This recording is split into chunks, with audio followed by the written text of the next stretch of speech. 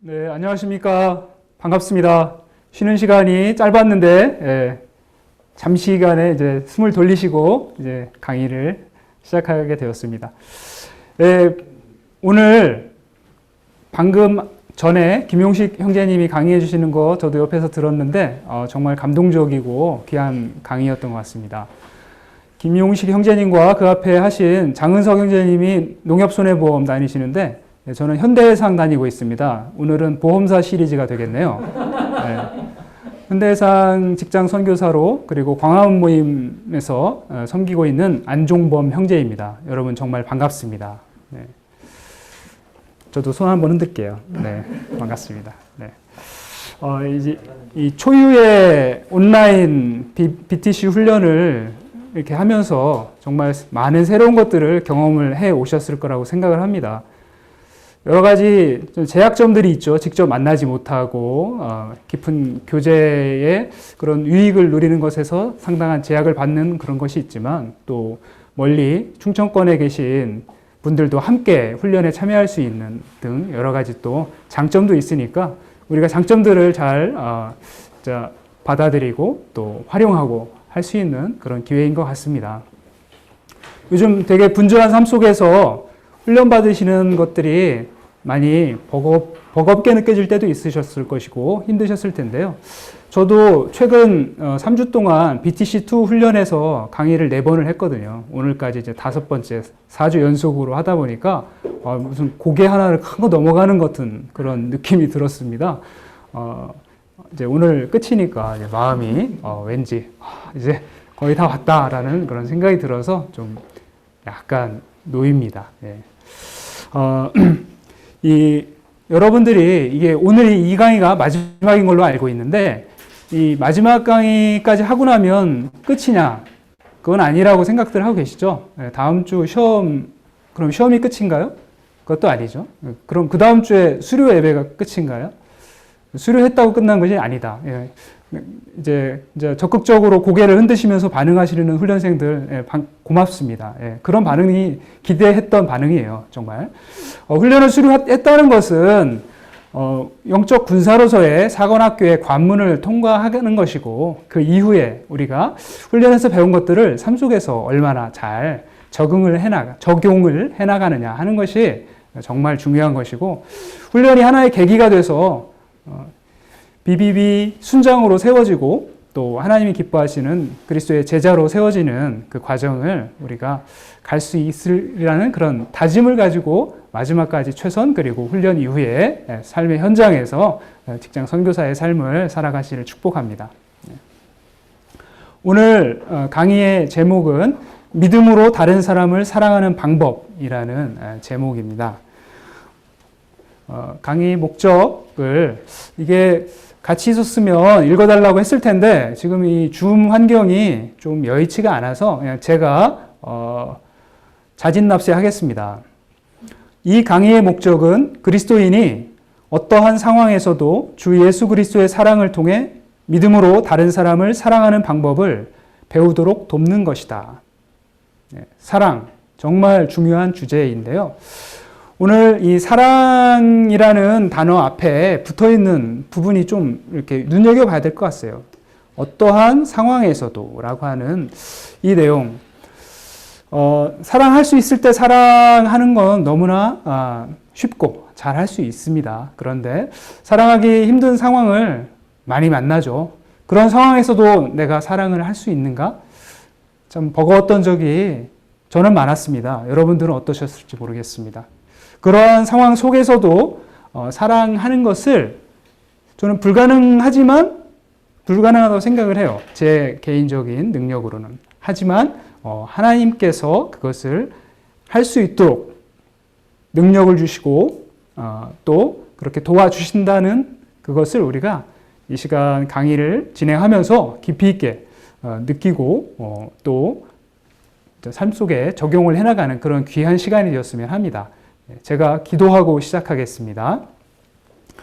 살아계신 아버지 하나님, 귀한 훈련생들 지난 시간 동안 어려운 상황들 속에서 계속하여 신실하게 훈련에 참여하게 해주셔서 감사합니다.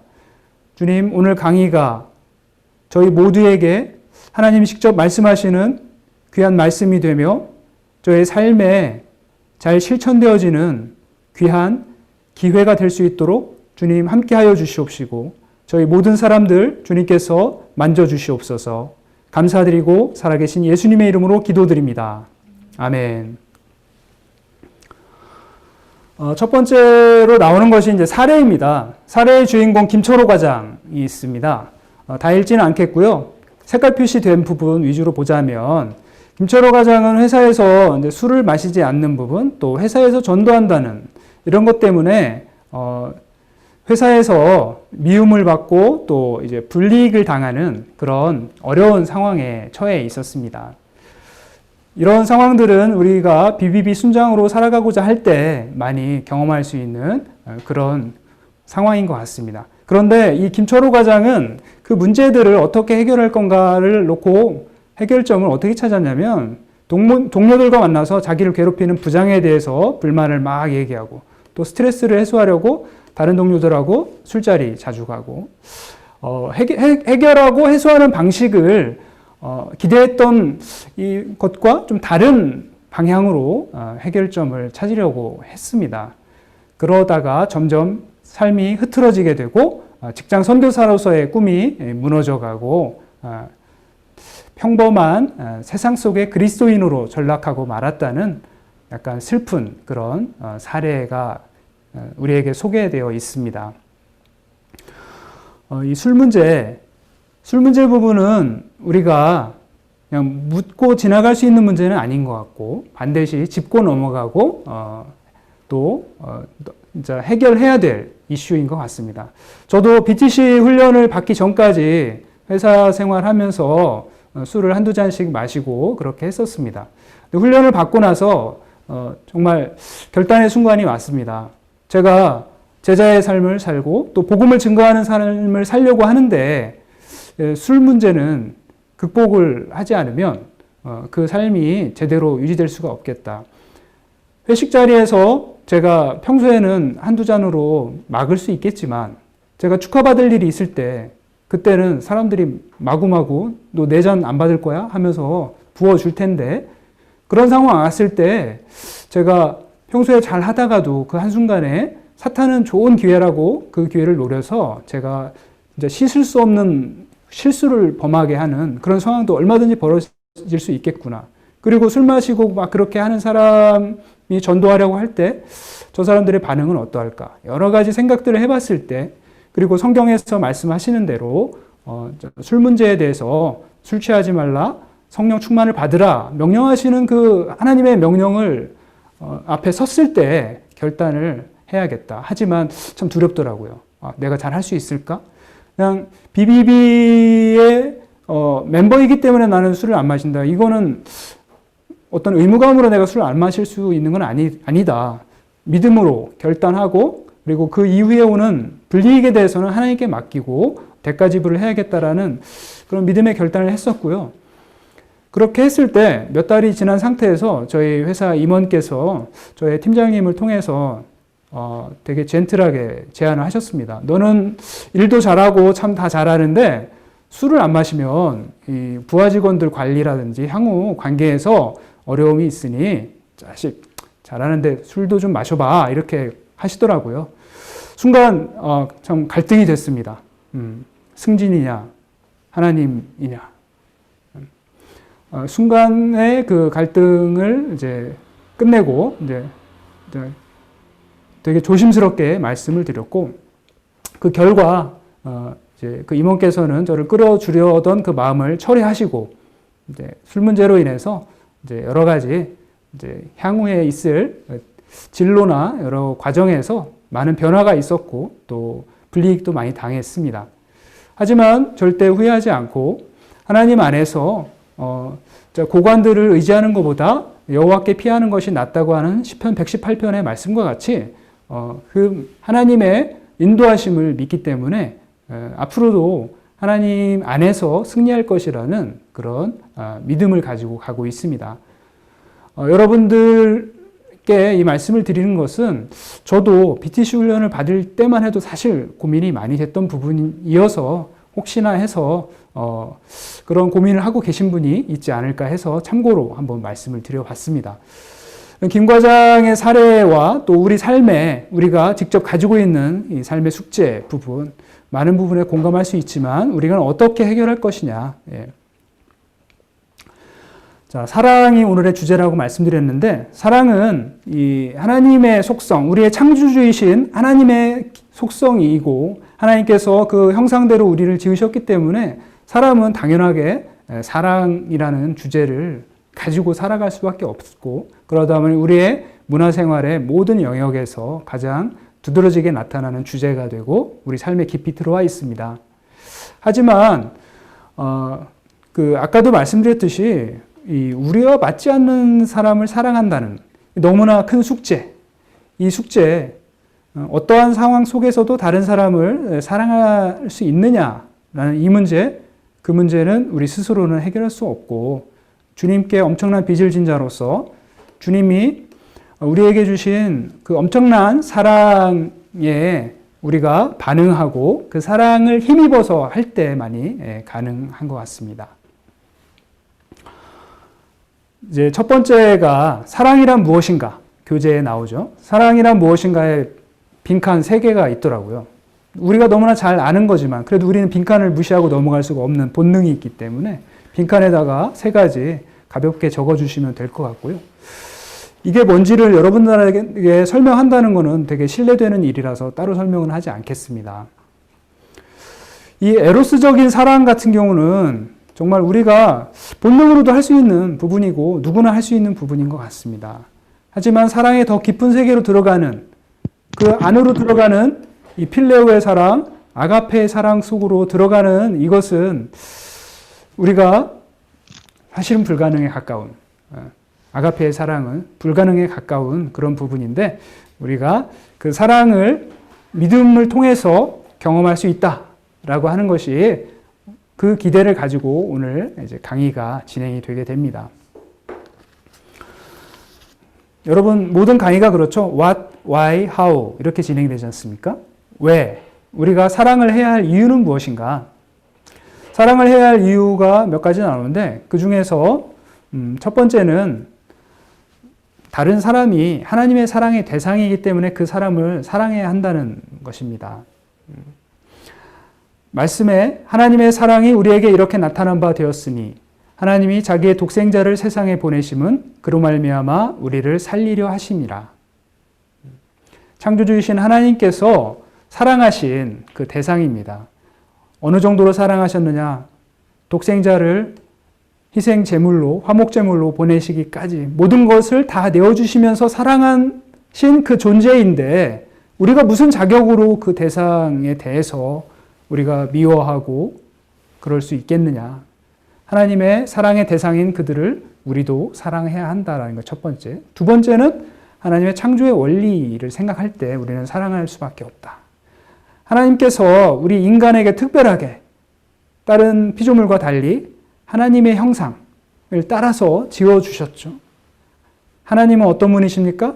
하나님은 사랑이시라 라고 말씀하시죠. 그 형상을 우리 속에 심어주셨죠. 그 창조 원리 속에 있는 우리가 하나님의 그 사랑의 그 속성대로 우리도 사랑을 하는 것이 너무나 당연하다라고 성경은 우리에게 말씀을 해주십니다. 세 번째 이유는 사랑하는 것은 성장 과정이다. 이것도 빈칸이네요. 성장 과정이라고 이야기를 하고 있습니다. 사랑을 누구나 할 수 있는 그 감정적인 사랑, 남녀 관계를 이렇게 생각을 해보면 누군가에게 사랑에 빠지죠. 사랑에 빠져서 사랑을 하다 보면 대개는 콩깍지가 씌는 것 같습니다. 이유는 잘 모르겠지만 이렇게 하다 보면 너무나 좋아져서 이제 결혼에 이르죠. 결혼을 하고 나서 살다 보면 이제 눈이 밝아지잖아요. 상대방이 보이죠. 그러면서 막 후회도 하고 그러면서 이제 의지가 동원되지 않으면 계속 같이 살기가 어려워지지 않습니까? 이를 악물고 제 주변에서 보면 이 마누라님 때문에 삶의 모습이 바뀐 분들이 되게 많고요. 저도 한 사람입니다. 의지가 있어야만 이 결혼 관계가 평화롭게 유지가 될 수 있죠. 근데 그렇게 이 쌓여가던 것이 언젠가 폭발하게 되고 불만이 서로 충돌하게 되고 그러면서 갈라서 해가지고 이혼하는 사람이 참 많다는 이 가슴 아픈 현실이 우리 주변에 많이 있죠. 갈수록 늘어가고 있습니다. 우리가 더 깊은 세계로 사랑의 세계로 더 들어가야 되는데 믿음을 통해서 의지를 뛰어넘는 그 사랑으로 배우자를 사랑하고 또 다른 사람을 사랑할 수 있을 때 사랑의 삶을 살 수 있는데 이것은 과연 가능한 것이냐? 그냥은 안 되고 이것은 이렇게 깊이 들어가는 성장의 과정이 필요한 것이다 라고 우리에게 가르쳐주고 계시죠. 사랑을 해야 할 이유 네 번째는 또 빈칸입니다. 사랑을 하게 되면 다른 사람들을 전도하게 한다라고 하시죠. 사랑의 가장 큰 특징이 뭐라고 생각하십니까? 사랑의 가장 큰 특징, 저는 주는 것이라고 생각을 합니다. 사랑은 주는 것인데 상대방에게 가장 필요하고 가장 중요한 것을 줘야겠죠. 지금 암에 걸려서 시한부 인생을 살고 있는데 그 사람한테 승진시켜 주겠다? 당신 로또에 당첨됐다? 이런 소식은 기쁜 소식이 아닙니다. 당신 완치되었습니다 라는 소식이죠. 사형수가 수감되어 있는데 당신은 사면을 받았습니다 라고 하는 것이 그 사람에게 필요한 가장 좋은 것을 주게 되는 것인데 우리에게 생명이 되는 복음을 전도하는 것, 다른 사람에게 가장 필요한 것을 주는 것, 정말 비싼 무엇을 주는 것보다 가장 귀한 것, 그래서 가장 귀한 것을 주는 전도가 우리가 사랑을 통해서 실천할 수 있는 것이죠. 다섯 번째로 예수님의 명령입니다.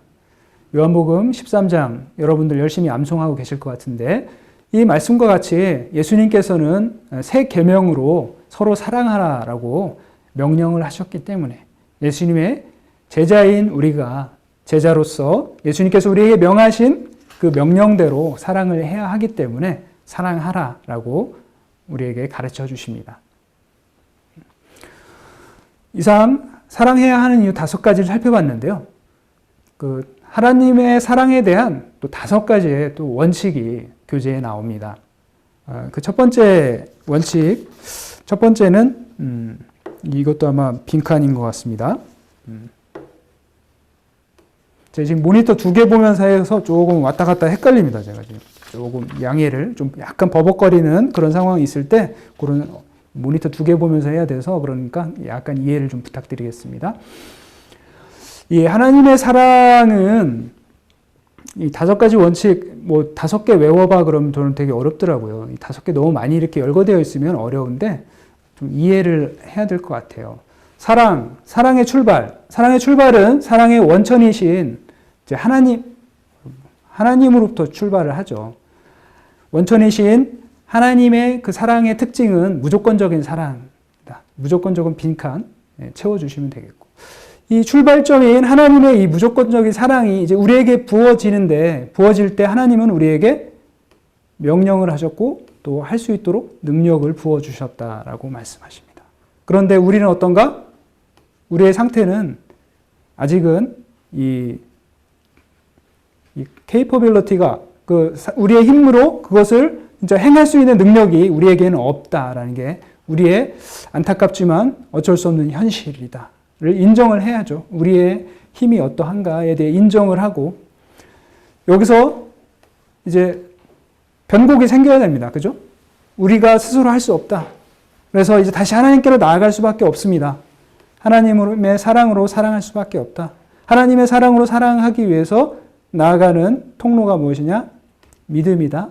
믿음을 통해서 우리는 사랑할 수밖에 없다. 네. 하나님으로부터 우리에게 명령으로 주어지고 우리가 할 수 없는 그것을 하나님의 것으로, 하나님의 능력으로 하기 위해 우리는 믿음으로 사랑을 해야 된다라는 이 5가지의 원칙에 대해서 하나씩 살펴보도록 하겠습니다. 첫 번째 원칙은 하나님이 우리를 무조건적으로 사랑하신다. 그것은 십자가를 통해 증명되었다. 로마서 5장 정말 볼 때마다 너무나 감동이 되는 그런 말씀입니다. 우리가 자격이 있어서 구원받은 것이 아니라는 것을 우리는 인정을 할 수밖에 없는데 우리는 의인도 아니고 선인도 아닌데 죄인인 나를 위해서 창조주이신 예수님께서 그렇게 처참하게 돌아가셔야만 했는가? 정말 이해할 수도 없고 정말 너무나 큰 그 사랑을 받았다는 그 하나님의 놀라우신 그 사랑, 십자가의 그 사랑, 너무나 감동적이죠. 영화 더 패션 오브 크라이스트를 봤을 때 예수님이 당하신 고난은 너무나 끔찍하고 정말 큰, 너무나 좀 보기도 힘든 그런 고통이라는 것을 간접적으로 이렇게 느낄 수 있는데 그걸로는 충분하지가 않은 것 같습니다. 예수님께서 이 육체적으로 당하시는 고난보다 더 큰 고난은 무엇이었을까? 예수님의 더 큰 고난은 하나님께 버림받는 고난이었던 것지 않았을까라고 생각을 합니다. 예수님은 태초부터 하나님과 공동체로서 계속 연합의 관계를, 교제를 하는 관계를 이 땅에 오셔서까지 계속 유지를 해오셨는데 십자가 상에서는 그 버림을 받으셔야만 했던, 그래서 마지막 순간에 나의 하나님, 어찌하여 나를 버리시나이까라고 절규할 수밖에 없으셨던 그 버림받는 그 고통, 가장 큰 고통을 예수님께서 나를 위해서 당하셨다. 그 사실을 생각할 때 너무나 감격스럽고 감사가 넘칩니다. 또 하나님은 어떠십니까? 독생자이신 예수님이 그렇게 처절하게 고통 속에서 돌아가시는 그것을 지켜보셔야만 한 그 하나님의 놀라우신 그 사랑을 우리가 받은 존재이다. 십자가를 통해서 무조건적으로 나를 사랑하신 하나님의, 예수님의 그 놀라우신 사랑을 내가 받았다.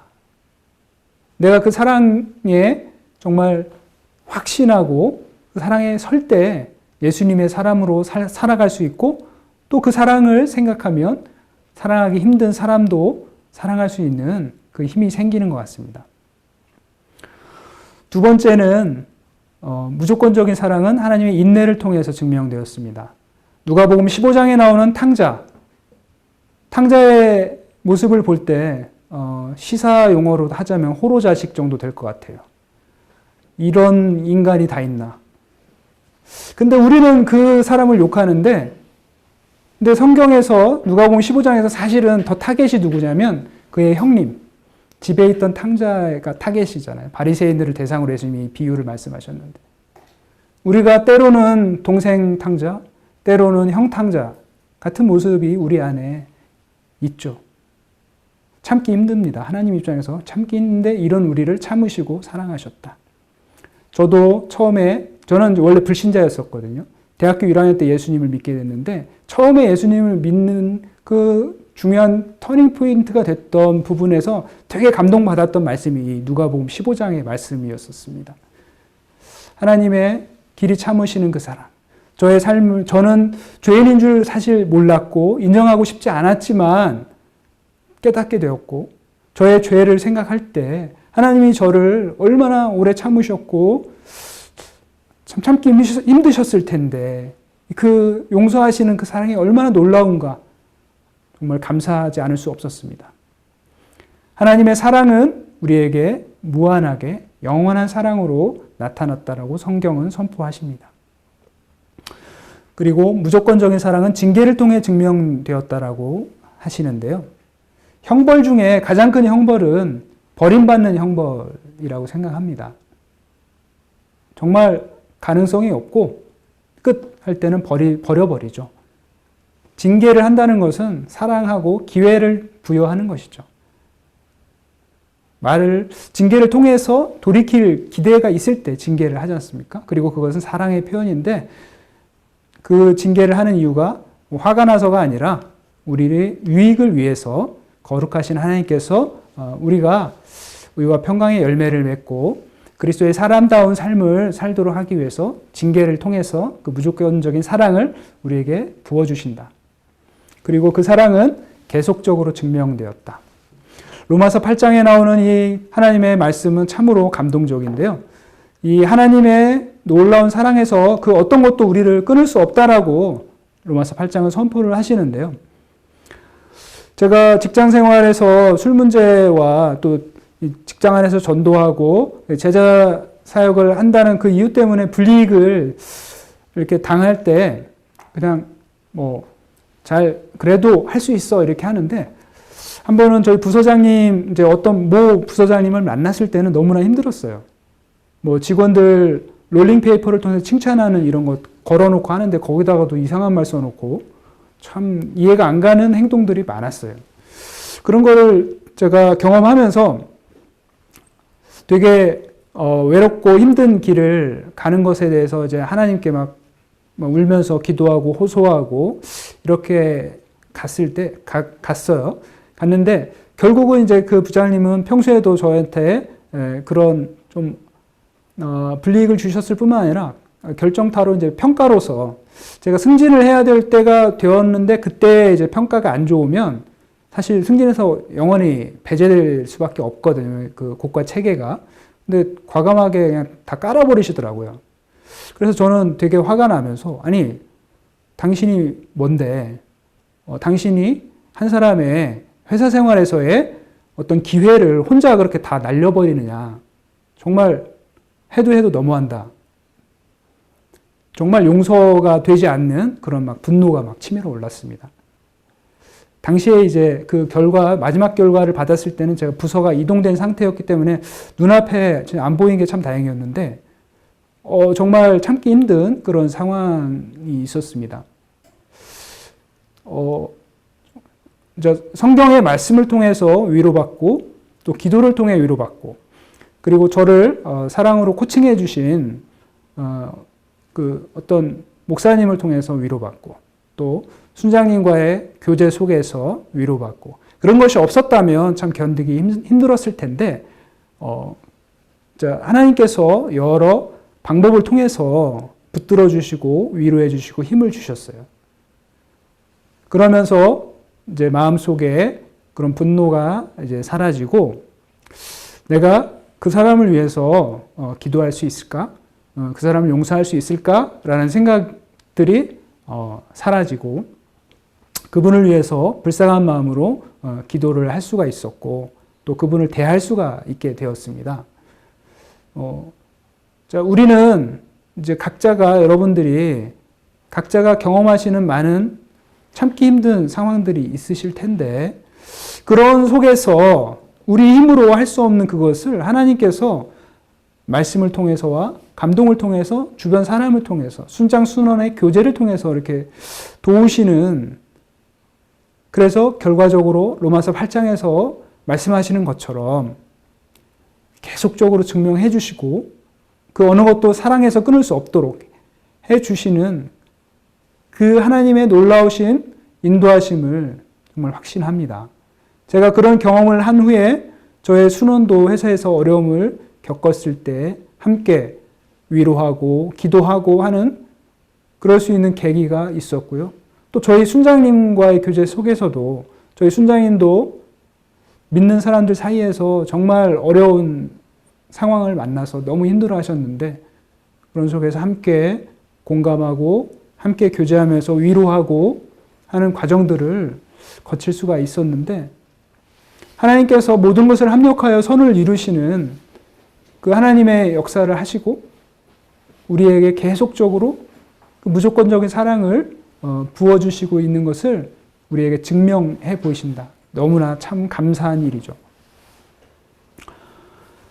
두 번째 하나님의 사랑의 원칙은 우리가 하나님께로부터 명령과 능력을 받았다라는 것입니다. 하나님께서 우리에게 명령을 하셨는데 사랑의 대상에 대해서 세 가지를 제시를 해주셨습니다. 여러분의 교재 빈칸을 채우시는데 첫 번째는 하나님을 사랑하라 입니다.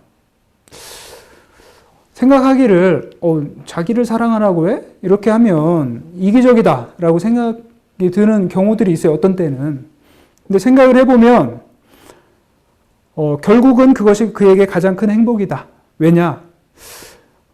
주변에 뭐 본인의 집에도 그럴지 모르지만 운동기구 가지고 빨래거리 하는 사례 많잖아요. 뭐 운동기구가 감정이 없어서 그렇지 감정이 있다고 생각해봐요. 내가 이러려고 만들어졌나? 나한테 빨래나 걸어? 그죠? 각자의 그 만들어진 창조의 목적이 있고 그것이 있는데 우리는 하나님의 속성대로 하나님을 닮고 하나님과 교제하도록 하는 게 우리의 삶 속에 이렇게 코딩이 되어 있는 거 아닙니까? 영적 존재인 것이죠. 우리가 하나님을 사랑하는 것이 목적에 합당하고 그것이 우리의 인생을 정말 제대로 살 수 있고 가장 행복하게 살 수 있는 것이기 때문에 하나님은 그걸 우리에게 알려주시는 거죠. 주 너의 하나님을 사랑하라. 그것이 너의 삶의 행복의 원천이다. 하나님의 사랑 안에 거하고 하나님을 사랑하면 너의 삶이 가장 행복하고 합목적적인 삶이 된다. 그런 점에서 본다면 이기적인 하나님이 아니라 우리를 창조하신 그 길대로 인도하시기 위한 하나님의 길잡이, 명령이 바로 하나님을 사랑하라 라는 것이구나. 그래서 신명기 6장 5절의 그 말씀을 예수님께서도 신약에서 인용을 하시면서 가장 큰 계명은 하나님을 사랑하는 것이야 라고 알려주셨죠. 두 번째 사랑의 대상을 하나님은 다른 사람으로 이렇게 우리에게 알려주셨습니다. 교재 빈칸에 아마 이것도 있을 거. 제가 화면 두 개라 엉뚱한 데다 지금 칠하고 있어요. 잠깐만요.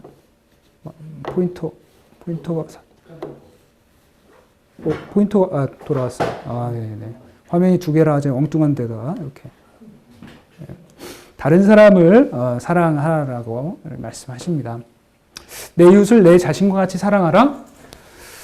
사랑할 만한 사람만 사랑하는 것이 아니라 원수를 사랑하라. 집에 있는 왼수 사랑하기 힘들지만 그 사람을 사랑하는 것도 힘들지만 또 다른 많은 원수들, 주변에 있는 어려운 사람들, 그 사람들을 어떻게 사랑하느냐? 내 몸과 같이 사랑하라고 하셨는데 이게 참 어렵잖아요. 진짜 어려워요. 회사 생활하면서 제일 힘든 게 뭐냐? 일이 많아서가 아니라 사람을 잘못 만나서 사람한테 시달리는 게 어렵다. 그 사람을 좀 품고 살아가는 게 너무 어렵다. 또 다른 사람과의 인간관계에서 정말 사랑하기 힘든 그런 사람들 피하고 싶고 막 퍼붓고 싶고 근데 하나님께서 주신 두 번째 계명 다른 사람을 내 자신과 같이 사랑하라 라고 하는 명령을 우리가 받았습니다. 세 번째 사랑의 대상은 바로 우리 자신입니다. 자신을 사랑하기 이게 사람마다 다 다른 것 같아요. 그 사람의 자존감 상황이 어떠한가 또 여러 가지 그 사람이 갖고 있는 배경들이 어떤가에 따라서 너무나 다른 것 같은데 나 자신을 사랑할 수 있는 것도 하나님의 안에서 이 자존감이 회복되고 또 사랑이 경험되어지면 또 자신을 사랑할 수 있게 되는 것 같습니다. 하나님과 다른 사람과 우리 자신을 사랑하라고 우리는 하나님께 명령을 받았습니다. 하나님 사랑의 세 번째 원칙은 우리의 힘만으로는 사랑할 수 없다입니다. 저는 이 내용을 대할 때마다 영화 밀양이 생각납니다. 밀양의 주인공이 남편을 여의고 어린 아들과 함께 밀양이라는 남편의 고향에 가서 살다가 아들이 슬프게도 유괴를 당해서 죽게 됩니다. 너무나 정말 모든 것이 다 무너지는 그런 절망적인 상황에서 그 주인공이 전도를 받고 하나님을 믿게 되면서 그 아들을 유괴한 그 사람을 용서할 수 있겠다라는 그런 마음이 생겼고 사람들한테 용감하게 선포했습니다. 저는 그 살인범을 용서했어요 라고 선포했습니다. 어느 날 이제 그 사람을 교도소로 면회를 정말 용기를 내서 갔어요. 가서 그 말을 하려고 하는데 이 사람이 먼저 얘기를 하는 거예요. 나는 교도소 들어와서 내가 전도받고 하나님께 용서를 받았다라는 이야기를 먼저 했어, 이 사람이. 근데 그 말을 들으니까 꼭지가 확 틀린 겁니다, 주인공. 아니, 피해자인 내가 용서를 안 했는데 네가 먼저 용서받았다고 이렇게 뻣뻣하게 나오는 거야? 뻔뻔하게 나오는 거야? 라고 하는 그 상대방에 대한 분노와 하나님께 대한 분노. 하나님, 어떻게 저런 사람을 용서할 수 있어요? 하면서 정말 분노가 하나님께 치밀어서 막 교회에 가서 막 회방을 놓고 교회에 목사님, 장로님도 괴롭히는 그런 사람으로 바뀐 모습이 나오는데요.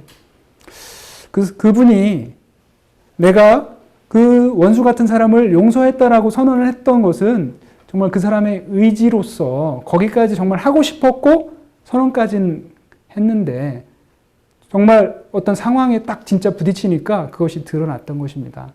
자기의 의지로서까지 하려고 했는데 넘어진 것이죠. 우리의 힘으로 안 된다는 그것을 너무나 처절하게 그는 보여주었는데, 근데 이런 모습들이 우리 안에도 내가 믿음으로 사랑한다 이렇게 말을 막 내뱉었는데 사실은 이 내재화가 충분히 되지 않은 상태에서 내뱉는 경우도 있고요. 그러다 보니 우리의 힘으로 안 돼서 부딪히는, 넘어지는 그런 상황을 참 너무나 우리는 만날 수밖에 없구나. 그런 연약한 존재로구나. 그런 생각을 하게 됩니다. 반면에 우리는 하나님의 사랑으로 사랑을 하면 가능하다라고 성경은 그리고 우리 교재는 우리에게 말씀을 해주십니다. 우리에게 부어지신 그 하나님의 사랑, 성령 안에서 우리에게 부어지신 하나님의 그 사랑을 통해서 우리는 사랑할 수 있다라고 이렇게 말씀을 하시는데 정말 그럴 수 있나? 사례를 통해서 우리는 알 수가 있습니다. 손양호 목사님 공산당 청년에 의해서 큰아들과 둘째 아들이 무참하게 정말 불쌍하게 살해를 당했는데 그 두 아들을 장사 지내면서 고백한 9가지 감사의 기도. 나 같은 죄인의 혈통에서 순교의 자식이 나게 하셨으니 감사합니다. 허다한 많은 성도 중에서 어찌 이런 보배들을 주께 하필 내게 맡겨주셨는지. 삼남 삼녀 중에서 가장 아름다운 두 아들 장자와 차자를 바치게 된 나의 축복. 한 아들의 순교도 귀하거늘 하물며 두 아들이 함께 순교했으니. 예수 믿다가 누워 죽는 것도 큰 복이라 하거늘 하물며 전도하다 총살 순교했으니. 미국 가려고 준비하던 내 아들 미국보다 더 좋은 천국에 갔으니. 나의 사랑하는 두 아들을 총살한 원수를 회개시켜 내 아들 삼고자 하는 사랑의 마음을 주신 하나님. 내 두 아들 순교로 말미암아 무수한 천국의 아들들이 생길 것을 믿어지니. 이 같은 역경 중에서 이상 8가지의 진리와 하나님의 사랑을 찾는 기쁜 마음, 여유 있는 믿음 주신 우리 주 예수 그리스도께 감사합니다. 제가 손양호 목사님 기념관 여수에 찾아가서 이 기록된 것을 사진으로 찍고 또 보면서 또 그 아들, 살아있는 아들이 거기서 설명도 해주시더라고요.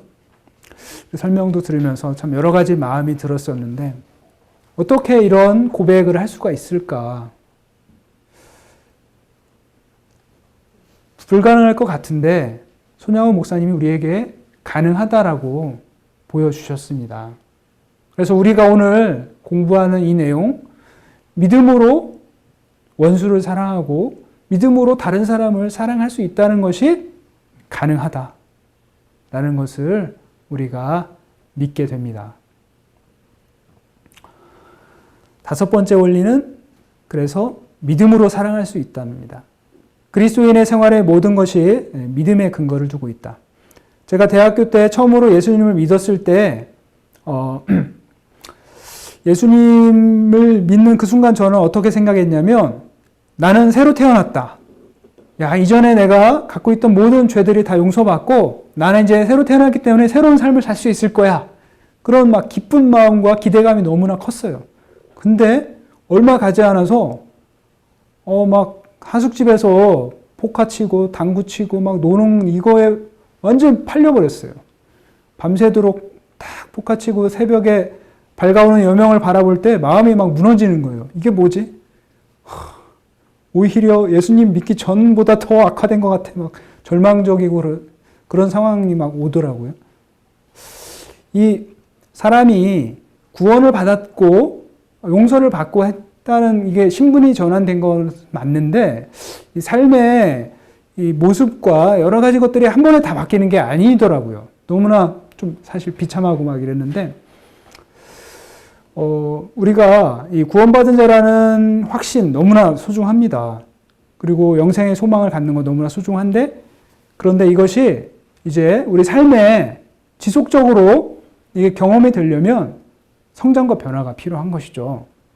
그래서 이 성장과 변화의 과정에 이 하나님의 말씀의 역할이 엄청 중요한데요. 제가 그렇게 좀 괴로워하다가 창세기 12장에 하나님께서 아브라함을 부르신 그 말씀이 저한테는 다가왔어요. 그래서 제가 그 말씀을 적용하기로 했습니다.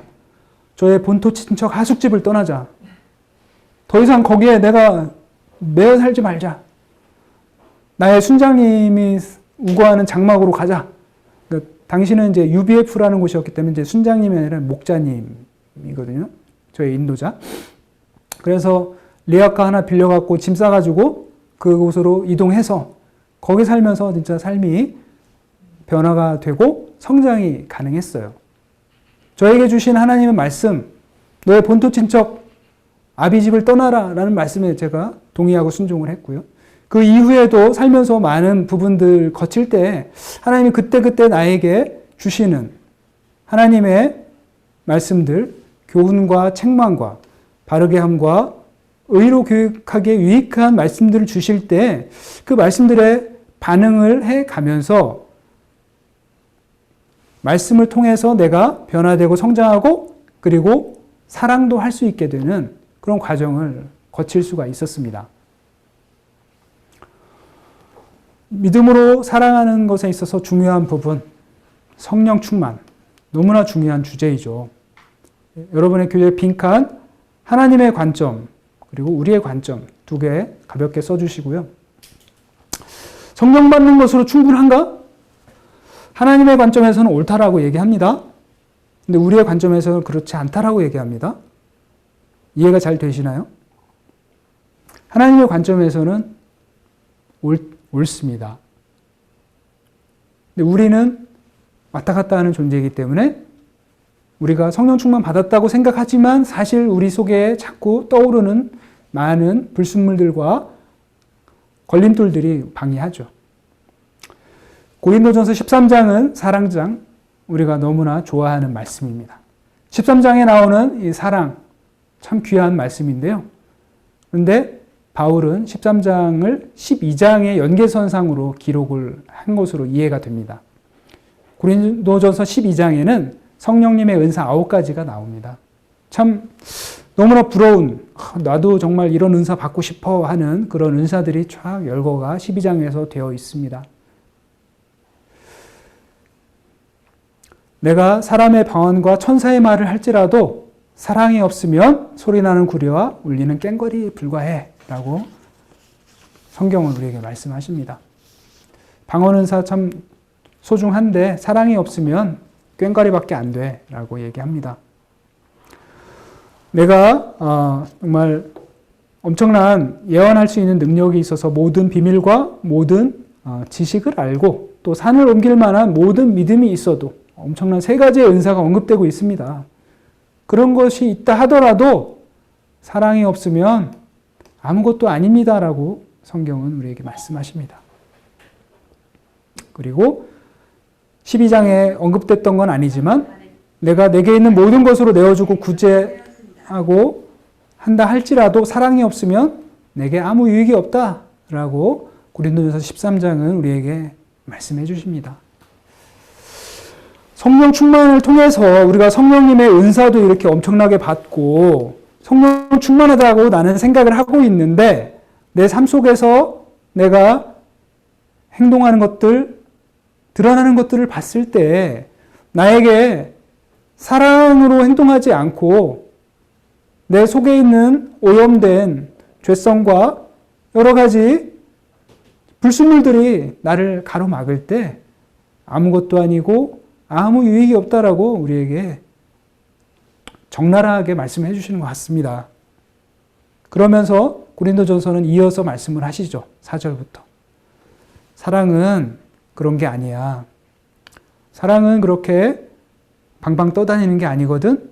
사랑은 오래 참고 온유하고 진리와 함께 기뻐하고 참을 수 있고 믿고 바라고 견디는 게 사랑이야 라고 말씀을 해주시고 또 그렇지 않은 것도 사랑이라고 하십니다. 시기하지 않고 자랑하지 않고 교만하지 않고 무례히 행하지 않고 자기의 유익을 구하지 않고 성내지 않고 악한 것을 생각지 않고 불의를 기뻐하지 않는 게 사랑이야 라고, 사랑이란 이런 것이야 라고 이렇게 알려주시죠. 너희가 예언도 원하고 방언도 원하고 지식도 원하지, 근데 그것은 영원하지 않거든. 영원한 것은 사랑이야. 믿음과 소망과 사랑이 영원한 것이고 그 중에 제일은 사랑이야 라고 마지막을 대단원을 장식을 해주시면서 우리가 성령 충만을 받고 그러니까 믿음으로 능력 있게 담대하게 살아가겠다라고 하지만 우리 안에 성령님을 통해서 부어진 하나님의 사랑이 충만하게 경험되어지고 하나님의 그 명령을 따라서 내가 믿음으로 다른 사람을 사랑할 수 있을 때, 그럴 때 그 사랑이 우리 삶 속에서 경험되어진다라고 하는 것을 우리에게 가르쳐 주십니다. 그래서 성령 충만을 받는 것이 하나님 관점에서 정말 옳은 것이고 우리의 관점에서는 우리가 그럴 때도 있고 아닐 때도 있는데 우리가 성령의 지배를 받으면서 그럴 때가 실현되도록 우리 자신을 하나님께 내어드려야 되고 그것이 바로 믿음으로 다른 사람을 사랑하는 것이다 라는 것을 알 수가 있습니다.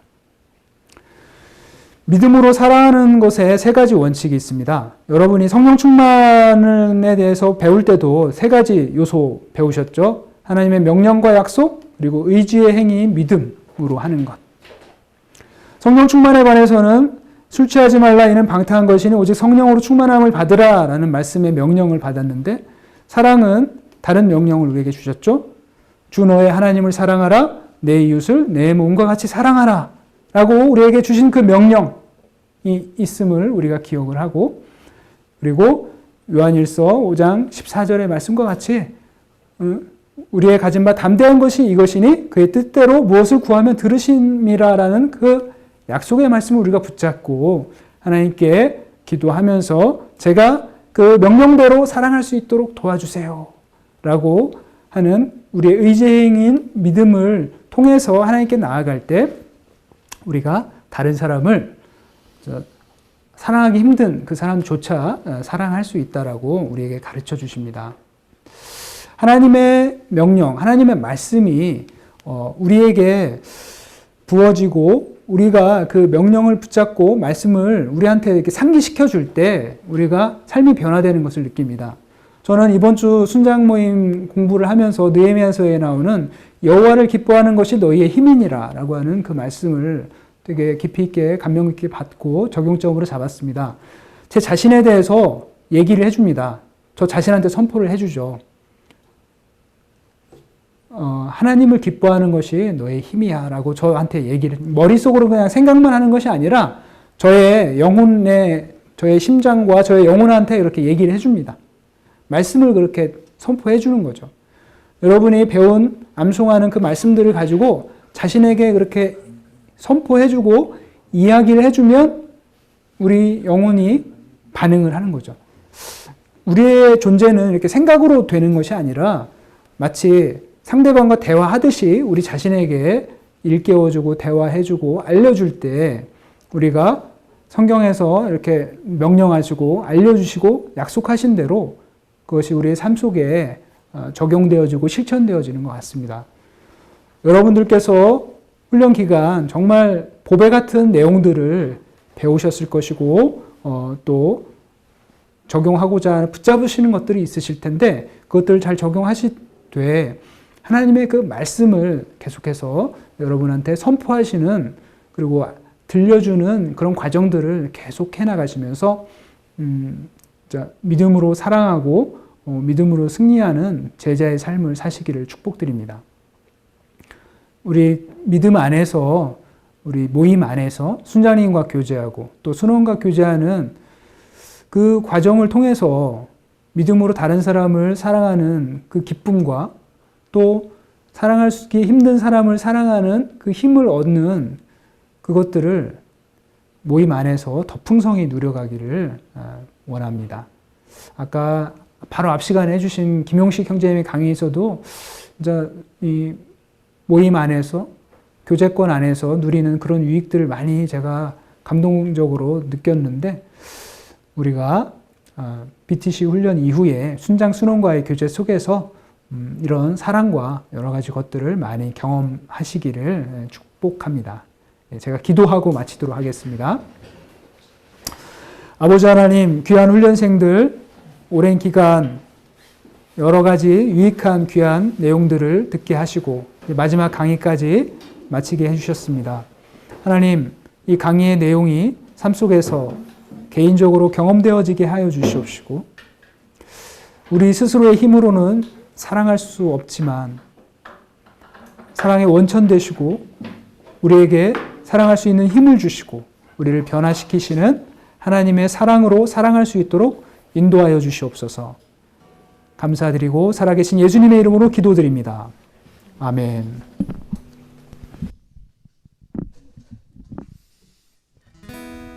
우리 축복해 주신 찬양 같이 하겠습니다. 당신은 하나님의